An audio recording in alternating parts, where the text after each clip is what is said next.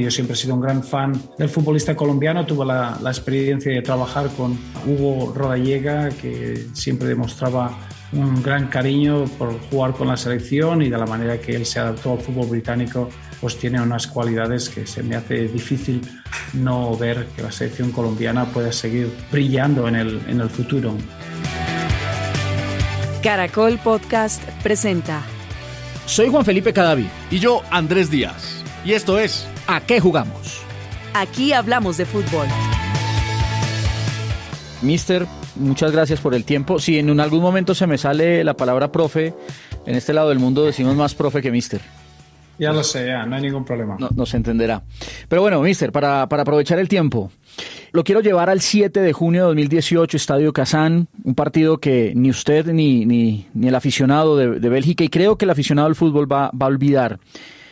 ¿Por qué Bélgica logró vencer a Brasil en una instancia donde generalmente Brasil, con equipos que no tienen su tradición mundialista, no pierde? Lo vivimos nosotros como colombianos en 2014, lo vivieron los chilenos, lo sufrimos más que lo vivimos, pero ustedes sí lo lograron. ¿Por qué sí lo hicieron? Tampoco creo que sea una respuesta compleja. Yo creo que llegamos a un partido donde pudimos quitarnos lo que es la presión de poder jugar en un mundial contra Brasil y la expectativa de que Brasil, como pentacampeón, pues sea el favorito. Nosotros fuimos claramente, ahora y hace 4 años, mirando hacia atrás, yo creo que en el día pues tuvimos una gran confianza en nosotros mismos, tuvimos una gran claridad de la manera que queríamos jugar, y yo creo que esa es lo importante que tuvimos.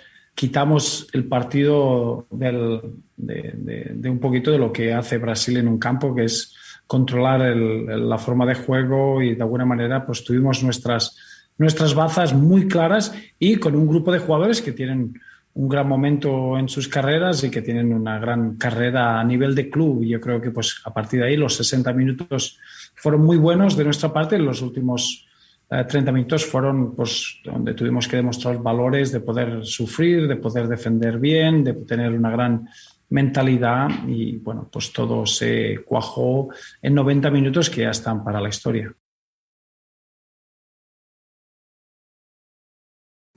Dice usted, mister, y habla de los jugadores y el momento de los futbolistas, que ya para 2014 eran medianamente conocidos, que para 2016 eran una realidad y para 2018 eran parte de una generación favorita a ganar el Mundial.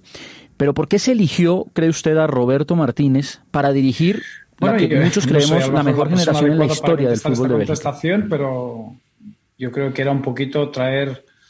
Bélgica es un país precioso, pero un país bastante difícil a nivel de la forma que tiene 11 millones de habitantes, con 3 idiomas oficiales y con muchísima diversidad. Entonces se había llegado a un momento que quizás era bueno tener un entrenador o un míster que no tuviera contacto con cualquiera de las partes de Bélgica, que fuera totalmente externo y que tuviera la decisión a través de un punto de vista futbolístico, que no hubiera ningún aspecto cultural o de procedencia.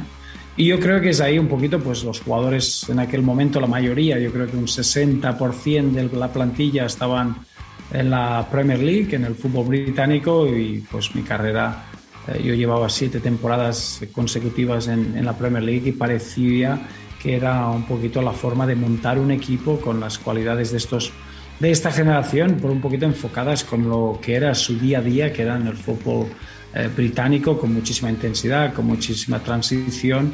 Y yo creo que la idea era de juntarlo todo con una voz neutra, una voz que fuera de fútbol en vez de una voz que saliera del país. Permítame aquí un paréntesis anecdótico. ¿Qué hay de cierto que esto fue como cuando cualquiera de nosotros busca un empleo? Mandar una hoja de vida, enviarla vía mail y decir, mire, mis características son estas, y casi que entrar en un proceso de muchos para que al final una federación diga, me interesa a Roberto Martínez. Un proceso, la federación trabaja de una forma muy, muy abierta, y yo creo que pues buscaron una lista, si no recuerdo mal, eran casi 50 candidatos, y se hizo una lista final de 4 candidatos y ahí sí que hubo un proceso como sería un normal interview. Yo creo que para mí era muy importante el poder estar en ese proceso porque yo también no tenía la gran seguridad de que es lo que quería hacer. Es un paso muy fuerte dejar el club y el día a día e irse a una selección. Entonces, para mí era muy importante tanto que pudiéramos hablar un poquito de lo que era el gol común, el proceso a nivel a corto plazo, a largo plazo, y si era algo que realmente yo podía tomar las riendas de una forma capacitada. Entonces, yo creo que es un proceso menos abierto de lo que parece, pero sí que fue un proceso totalmente muy importante de poder sentar las bases, y después de esa conversación yo creo que fue muy claro tanto por mi parte como para la parte de la federación de que podíamos trabajar juntos y sacar un buen beneficio de la relación.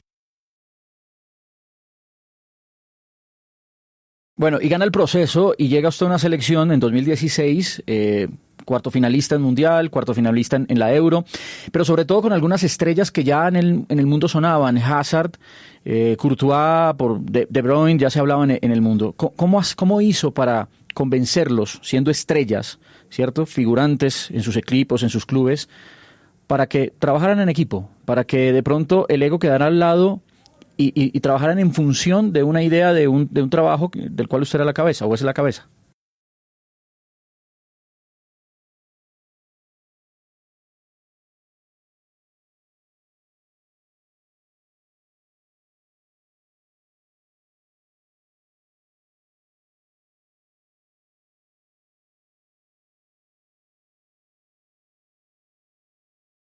Tres facetas muy importantes. Una claridad de cuál es el rol de cada persona en este grupo. Segunda, de que todos queríamos lo mismo, que era crear historia para Bélgica y crear momentos memorables, pero solo a través del éxito del grupo. Y tercero, que hay que constantemente trabajar para ser mejores en lo que intentamos hacer. Entonces es muy fácil desde un punto de vista convencer a un jugador que lo que quiere es tener éxito. Y en el fútbol pues hay que tener un éxito colectivo para poder tener éxito individual. Y yo creo que la forma de hacerlo es de la forma más natural y más abierta. Es hablándolo y sentando unas bases muy, muy claras que crean ese ambiente de mucha disciplina y también de mucho trabajo. Pero, mister, ¿no encontró de pronto en el camino algún futbolista lleno de calidad, pero que no encajaba en eso? Que de pronto no entraba en esa idea colectiva y tuvo que tomar decisiones y decir, por más calidad que tenga, claro, eso yo creo me aparto de esa calidad porque primero está el conjunto. La tarea más difícil de cualquier seleccionador. Nosotros nos pensamos que desde fuera la selección se hace de los 23 jugadores mejores del país y no es así. Se hace con los 23 miembros que hacen el mejor equipo. Entonces es muy, muy duro a veces tomar decisiones que no son populares o son decisiones que son muy difíciles, pero no se puede tomar una decisión que vaya en contra del beneficio del grupo y del equipo. Yo creo que es la tarea más difícil, probablemente menos gratificante, que es el tener que elegir y tener que dejar jugadores que a veces han hecho poco erróneo para no estar en una selección nacional, pero el gran trabajo es el poder seleccionar los 23 miembros que hagan el mejor equipo, no los 23 mejores jugadores. Bueno, profe, se ha dado cuenta que hemos hecho una entrevista en reversa. Empezamos en 2018, regresamos al 2016 y me voy a ir al 2000, donde usted todavía no estaba en los planes de Bélgica, pero pues seguramente conoce bien aquella historia cuando tratan de instaurar una idea de juego desde los muy niños, el fútbol formativo, todo este trabajo, y se instauró el 4-3-3 como esquema, como estructura, entendiendo que esto no nos hable del modelo de juego, pero sí de la estructura. Y viendo su historia con la selección de Bélgica, usted lo respetó al comienzo, no sé si la palabra sea lo respetó, pero lo tuvo en algunos partidos, pero en otros ha jugado con 3 en el fondo, bueno, lo ha ido modificando. ¿Por qué tomó estas decisiones de ir modificando eso que parecía ser una obligación desde aquel 2000? Es un poco el inicio de crear una forma, un estilo para desarrollar un futbolista. Lo que no es una forma de juego para ganar. Hay que diferenciar muy bien lo que pasa en el 2000, es intentar sentar unas bases para desarrollar futbolistas belgas de una forma general y que todos los clubes trabajen de una forma uniforme. Y eso pues afecta a las edades de sub-15, todo el camino hasta los sub-21. Una cosa muy distinta es lo que hay que hacer en el fútbol moderno, que es introducir una flexibilidad táctica. El modelo de juego o el sistema no tiene nada que ver con los principios de juego. Tú puedes desarrollar los mismos principios de juego con distintos sistemas. Entonces nosotros, para sacar el máximo de los jugadores que tenemos a un muy buen nivel, era necesario pues cambiar de una línea de 4 a una línea de 3, como también ser flexibles. No es lo mismo jugar en un partido donde eres propietario del balón cuando no tienes que ganarte ese balón. Entonces yo creo que hay que diferenciar mucho en lo que es la flexibilidad táctica que cualquier equipo hoy en día tiene que tener, especialmente en torneos como mundiales o torneos del knockout. Y luego hay un poco el modelo de juego. Nosotros en la federación, el estilo de juego, el sistema para ese modelo de juego, para el sub-15, sub-16, sub-17, sigue siendo 4-3-3, sub-18 es el 4-3-3 sin balón, pero 3-4-3 con balón, y sub-19 y sub-21 se sigue los patrones del primer equipo, que es 3-4-3. Entonces, el desarrollo del futbolista tiene que ser muy claro. Es más fácil desarrollar a un futbolista en la línea de 4, donde los espacios, las distancias son más fáciles. Cuando el jugador tiene más experiencia, se le puede exigir situaciones de 1 contra 1 y donde tenga que tomar más decisiones, y ahí es donde se evoluciona al 3-4-3, pero que eso es un poco la necesidad para poder ganar. Lo aprovecho porque entenderá, Colombia está en un momento difícil, no vamos al Mundial, una generación también dorada, muy similar, digamos, a lo que ustedes viven con Bélgica, se nos va a quedar de esta Copa del Mundo en Qatar, se nos quedó por fuera. Y claro, todo el mundo apunta arriba, y cuál va a ser nuestro entrenador, y entonces cómo vamos a hacer para regresar a los mundiales, pero no miramos abajo, y de pronto usted sería alguien que nos daría luces. Si hay que mirar hacia ese inicio, hay que ir hacia ese duda. 2000, como fue Bélgica, para volver a reestructurar el fútbol colombiano. Vamos a decir, la respuesta perfecta para crear un plan perfecto no es generalizado, es muy específico y tiene que ir muy a razón de cómo se desarrolla el futbolista, en este sentido, el futbolista colombiano, dónde están las grandes dificultades, qué es lo que se tiene que mejorar, qué es la parte que se necesita hacer para un trabajo de 20 años. Eso sí que es muy importante. También hay que hacer esto ganando y haciéndolo ahora. Entonces hay que siempre tener una doble visión. Una cosa es el proyecto de largo plazo, cómo desarrollar al futbolista de la mejor manera, pero también agrupando a la generación ahora para poder ganar en el siguiente partido. Y eso es muy importante. Yo siempre he sido un gran fan del futbolista colombiano. Tuve la experiencia de trabajar con un futbolista como era Hugo Rodallega, que siempre demostraba un gran cariño por jugar con la selección, y de la manera que él se adaptó al fútbol británico, pues tiene unas cualidades que se me hace difícil no ver que la selección colombiana pueda seguir brillando en el futuro. Pero está claro que la respuesta no es generalizada, siempre tiene que ser una respuesta que sea muy específica para mejorar los entrebancos que hay en el camino de cualquier desarrollo de una liga o un desarrollo del futbolista específico en un país. Mister, regreso a usted, regreso a Bélgica y regreso al 2018. Para muchos, posiblemente el que Bélgica no llegara a la final o no ganara el Mundial pudo haber sido una decepción. Bueno, usted sabe que la palabra fracaso increíblemente la soltamos con una facilidad ya asustadora. Pero para otros, hombre, fue histórico. Bélgica lo máximo que había hecho era una semifinal, ¿cierto? Y un cuarto lugar, 1986, ser tercero del mundo, esta generación dorada, digamos, en su punto de madurez. Pero pensando 4 años después, pensando en Qatar, ya veíamos muchos de estos jugadores llegando a los 30 o pasando los 30 años. ¿Usted por qué aceptó el reto de seguir? ¿Por qué renovó? Cuando de pronto muchos decíamos, oye, es muy difícil que Bélgica, que ya está Bueno, viendo yo creo cómo que esta es un generación poco está el terminando, compromiso repita o humano supere del lo que hizo en grupo Rusia. y un poquito también el sentar las bases del futuro. Una cosa es el intentar luchar para tener éxito en un torneo, luego también hay pues otro plan que ha sido el desarrollo de la ciudad deportiva, el intentar desarrollar la generación que va a jugar en 2026.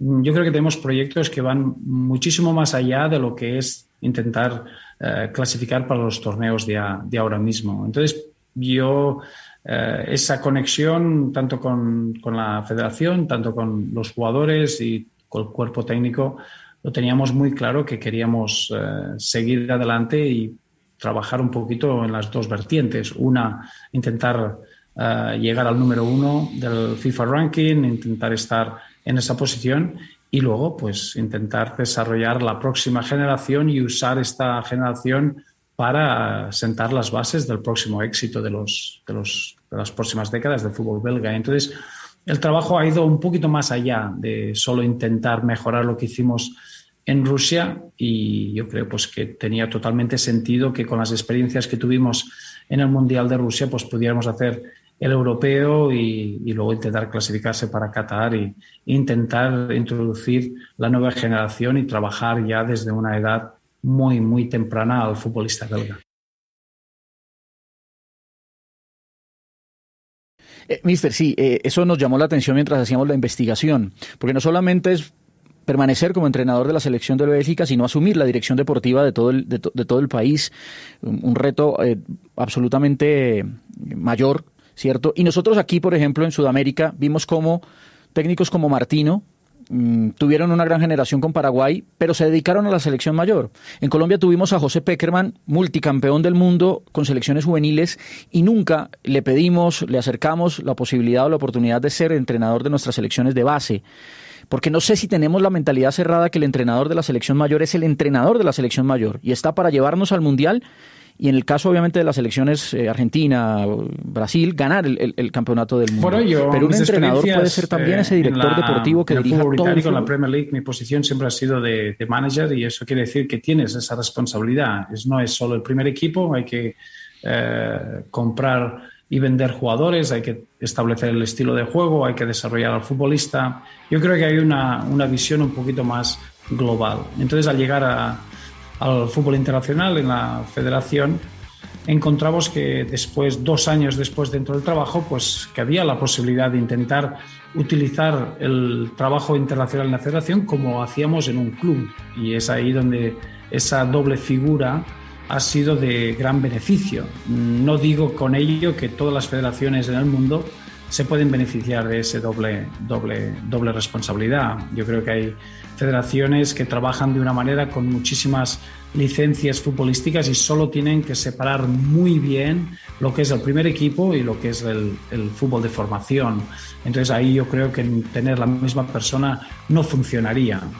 Pero hay federaciones que lo que se intenta trabajar es más con el aspecto de desarrollo del futbolista, va muy ligado con lo que está pasando en el primer equipo y eso fue el caso de Bélgica. Nosotros con la generación de oro era mucho más fácil que el entrenador del primer equipo fuera el que podía desarrollar las nuevas generaciones, sentar un poquito las bases de dónde se tienen que desarrollar esos futbolistas, qué niveles tienen que llegar y a partir de ahí abrir esa competencia a nivel interna y por eso ha funcionado de la forma que ha funcionado para Bélgica. Eso no quiere decir que funcione bien para otras federaciones porque depende mucho de la manera que se va a trabajar. Si es una federación que solo va a coger a los jugadores que están en buena forma, no se necesita que haya una persona que tenga los dos roles. Pero en nuestro caso era más afianzarse con un proyecto donde desarrollaríamos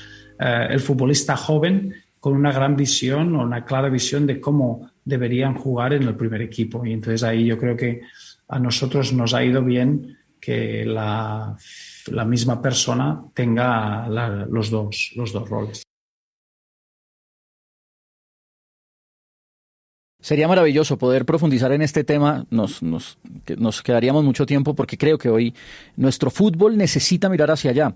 Como necesitamos, a ver, no sé, mister, si usted ha leído, ha escuchado que en Sudamérica, ¿cierto? Y de pronto en los países de menos tradición como Colombia, Perú, Ecuador, estamos en ese tema y en ese dilema de el fútbol como se juega hoy, o como vemos se juega hoy en Europa, y el fútbol como lo sentíamos nosotros siempre, un tema más orgánico, un tema más de nuestra capacidad, de nuestra calidad, de nuestra individualidad, de esa picardía del sudamericano. Pero yo lo escucho hablar a usted mucho de la Premier League, del fútbol inglés, de haber sido manager en el fútbol inglés. ¿El fútbol inglés hoy está poniendo la pauta? Alguna vez le leía a alguien que uno veía a los entrenadores, Roberto Martínez, Ancelotti, Klopp, Guardiola, Bielsa, Mourinho, de diferentes ramas, está bien. Yo creo pero entrenadores top que llegaron al fútbol inglés, nadie son los que ponen la pauta en el mundo. Influencia el fútbol como el fútbol en sí. Entonces la competición es lo que modifica y sienta las bases. En estos momentos la Premier League, como bien dices, por capacidad económica puede atraer distintos estilos, distintas formas de jugar y se puede medir todo al detalle. Yo creo que el futbolista, como lo entendíamos hace 20 años, era el futbolista de talento que podía afectar las acciones en un terreno de juego. Hoy en día tenemos atletas que pueden jugar al fútbol y eso es muy distinto. Eso es un trabajo de 24 horas, es de la nutrición, de la forma que se prepara, de la forma que se puede ser con una máxima fisicalidad. Y yo creo que eso pues hay que tener la capacidad de poder invertir para preparar a un equipo de esa manera. Yo creo que la Premier League y la Champions League en Europa están sentando unos niveles que están afectando y cambiando el mundo del fútbol moderno. Y entonces siempre hay que ser lo suficientemente humilde para aprender constantemente de lo que está enseñándonos el fútbol. Y eso es donde se puede evolucionar, cómo podemos mejorar cuando vemos el nivel de estos jugadores en las competiciones como la Champions League y en el fútbol británico. Y de ahí, pues, hacerlo muy autóctono y hacerlo muy personal y muy patriótico y muy específico de la cultura en la que ese fútbol se va a desarrollar. El fútbol en todo el mundo se entiende de distintas formas y todas son válidas. Lo que sí que es verdad que se tiene que entender las nuevas formas de entender el juego y la fisicalidad y la intensidad con la que se juega hoy en día.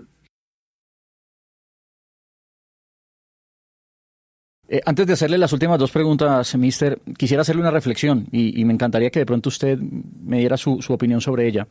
Nosotros aquí todavía creemos que la técnica es el túnel, el sombrero, el 8, el pisar la pelota, ¿cierto? Y la técnica, lo que estamos viendo es ser capaz de hacer un cambio de orientación en el momento que hay que hacerlo, al pie al compañero a 30, 40, 50 metros, sin que el compañero cambie de velocidad.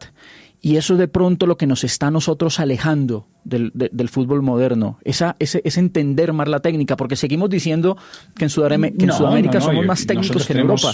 Y yo no lo siento una así. Gran referencia a lo que es el fútbol sudamericano, la gran capacidad para investigar los espacios en uno contra uno situaciones, tener esa creatividad.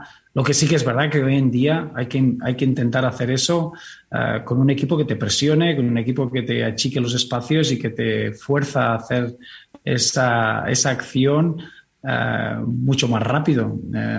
Hoy en día el equipo contrario juega un gran papel en lo que es capacidad técnica del jugador. El juego tenía muchísima intensidad, poquitos equipos defienden fuera de su área, hay presiones altas, el equipo presiona muy arriba, se le para al jugador técnico, se le pone en mucha presión. Entonces, yo creo que el juego técnico es lo que nos encanta a todos, la capacidad de desbordar, la capacidad del uno contra uno, pero hoy en día se mide más cuántas veces se puede hacer esa acción, siempre teniendo en cuenta la intensidad en la que el juego se desarrolla.